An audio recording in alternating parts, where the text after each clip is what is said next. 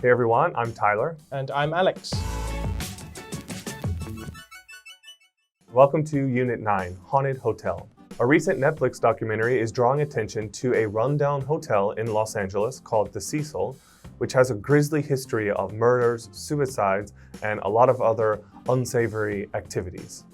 Now, while there are some specific reasons for some of the unpleasant things that have taken place there, some people believe the building itself is just inherently evil. Run down. Run down. Grisly. Grizzly. Unsavory. Unsavory. The Cecil Hotel was built almost 100 years ago in the Roaring '20s, but during the Depression of the '30s, it was forced to lower its rates and take in people who were more down on their luck. Down on one's luck. Down on one's luck. Several of these guests would sadly take their own lives, and then in the ensuing decades, several gruesome murders happened here that remained unsolved. One such person, killer Richard Ramirez, went on a killing spree across the Los Angeles metro area while staying at the Cecil Hotel. He would discard of his bloody clothes around the back of the hotel and then walk back up to his room in his underwear. Nobody paid him much attention since he seemed to blend in with the other shady characters at the hotel. Then in the early 90s, Austrian serial killer Jack Unterweger went on a similar killing spree, possibly in homage to Richard Ramirez. Blend in. Blend in. Shady character.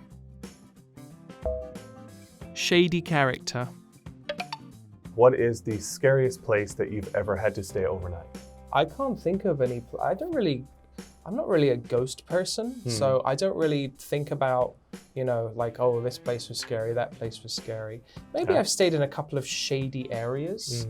I think when my family and I were staying in Los Angeles, it seemed a little bit shady, and also where I was staying in Baltimore, it just seemed like an area where, like if you went down the wrong road, maybe you would find yourself in an area you don't want to be.